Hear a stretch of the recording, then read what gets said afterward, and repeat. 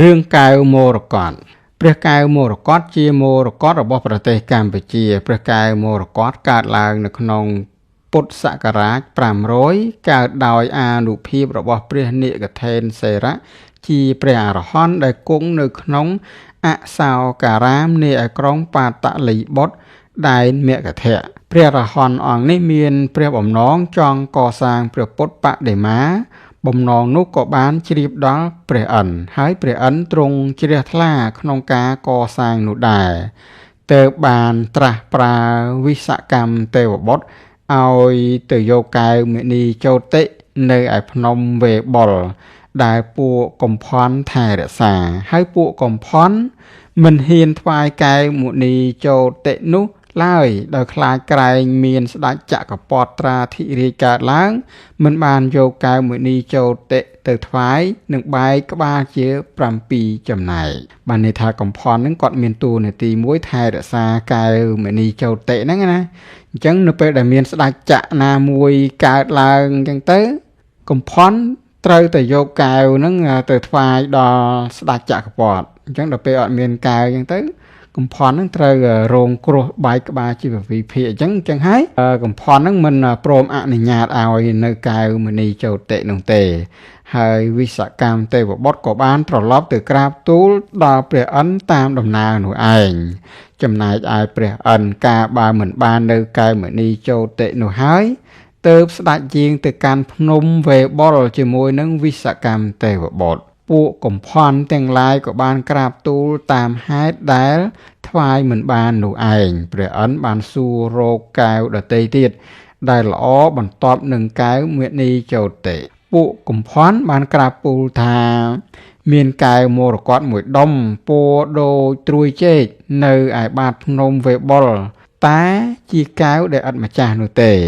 ព្រះឥន្ទក៏បានប្រើពួកកំផន់ឲ្យទៅយកកែវមរកតនោះមកថ្វាយលុះបានហើយទើបយកទៅប្រគេនព្រះនាគថេនថេរៈហើយព្រះនាគថេនថេរៈមិនអាចរកជាងឆ្លាក់បានឡើយព្រោះកែវមណីនោះរឹងពេកខ្លាំងណាស់ព្រះឥន្ទក៏បានជ្រាបនៅដំណឹងនោះក៏បានប្រើវិសកម្មទេវបុត្រឲ្យទៅឆ្លាក់ប្រគេនដោយហេតុវិសកម្មទេវបុត្រធ្លាប់ឃើញព្រះសម្ពុទ្ធកាលគង់ព្រះជន្មនៅឡើយអាចឆ្លាក់ព្រះពុទ្ធរូបមានលក្ខណៈប្រហែលនឹងតួអង្គព្រះសម្ពុទ្ធដោយច្រើនព្រះសម្ពុទ្ធរូបកែវមរកតនោះមានកម្ពស់1 ហត្ថ 7 ធ្នាប់ព្រះភ្នែន23 ធ្នាប់ព្រះនាគសេនថេរៈបានបញ្ចុះព្រះបរមធាតុ7អង្គទៅក្នុងកែវមរកតនោះគឺបញ្ចុះនៅព្រះសិរៈ1អង្គព្រះនិលាត1អង្គព្រះឧរា1អង្គព្រះអង្គសាស្មាស្ដាំ1អង្គឆ្វេង1អង្គព្រះជាងខៈស្មងស្ដាំ1អង្គឆ្វេង1អង្គលុះកសាងស្រេចហើយពុទ្ធបរិស័ទទាំងឡាយមានព្រះនាគសេនថេរៈជាប្រធានបានចាត់ចែងធ្វើមណ្ឌបប្រឌិស្ថានព្រះកែវមរកតនោះនៅក្រុងបាតលីបុត្រហើយមានការសម្ពោធអភិសេកជាឧឡារិកតមកក្នុងរជ្ជកាលព្រះបាទសិរិកិត្តិរាជរវាងពុទ្ធសករាជ1000ប្រទេសមគធៈកើតចលាចលបះបោដណ្ដើមរាជសម្បត្តិឯព្រះពុទ្ធសាសនាក៏រាវរយថយចុះជាច្រើនទើបមានពុទ្ធបរិស័ទមួយក្រុមនិមន្តព្រះកែវមរកតចុះសំពៅបើកសំដៅទៅកោះលង្កាដោយបំណងយកព្រះកែវមរកតទៅទុកនៅឯប្រទេសលង្កានោះឲ្យផុតអំពីកណ្ដាប់ដៃនៃពួកជនជាមិច្ឆាទិដ្ឋិដល់ពេលទៅដល់កោះលង្កាពុទ្ធបរិស័ទទាំងឡាយមានព្រះមហាក្សត្រហើយនិងព្រះសង្ឃបរិនិយោជជាដើមបានទទួលព្រះកែវមរកតហើយទៅប្រឌិស្ថាននៅឯវត្តមេខគិរីមហាវិហារដែលជាវត្តដ៏សំខាន់មួយនៅក្នុងទីក្រុងក្នុងពេលនោះព្រះពុទ្ធសាសនានៅកោះលង្ការុងរឿងជាងនានាប្រទេសមានគម្ពីរព្រះត្រៃបិដកគ្រប់គ្រាន់បរិបូរណ៍ទាំងបែបភាសាបាលីទាំងភាសាលង្កាតមកនៅក្នុងពុទ្ធសករាជ1560ប្រទេសភូមាមានព្រះមហាក្សត្រមួយព្រះអង្គព្រះនាមថាអនុរុទ្ធជាអគ្គពុទ្ធសាសនូបត្ថម្ភ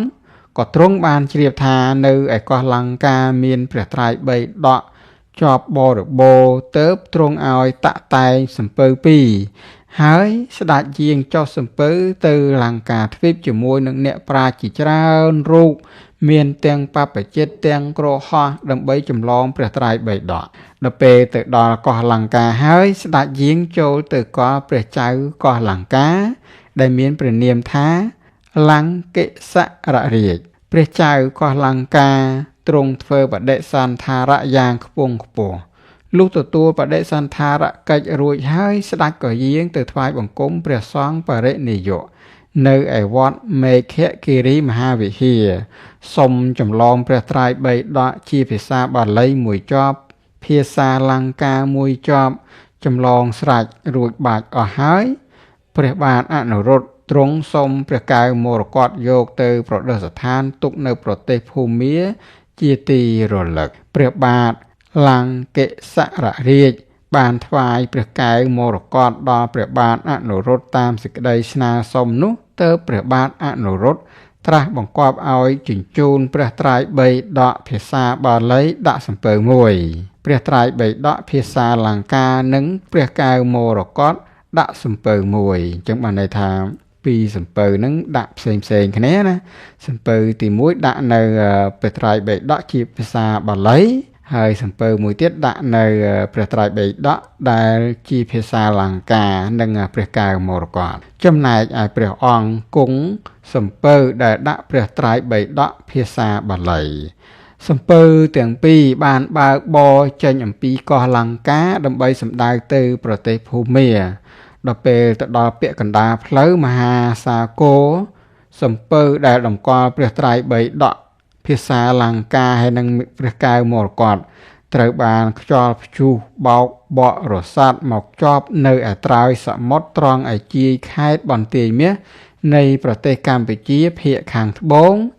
រាជការខេត្តបន្ទាយមាសក៏បានចាប់សំពៅនោះបានទើបនាំយកគម្ពីរព្រះត្រៃបីដកនិងព្រះកែវមរកតទៅថ្វាយដល់ព្រះបាទសូរ្យវរ្ម័នទី1នៅឯក្រុងស្រីសោធរបុរៈទ្រង់បានទតឃើញព្រះកែវមរកតនោះទ្រង់សោមនស្សណាស់បានឲ្យសាងវិហារមួយតម្កល់ទុកខាងក្នុងព្រះបរមរាជវាំងដល់ពេលថ្ងៃក្រោយមកព្រះបាទអនុរុទ្ធបានជ្រាបដំណឹងទើបបានប្រើរាជបម្រើឲ្យនាំសារគឺលិខិតមកសុំយករបស់ទាំងអស់នោះយកទៅវិញ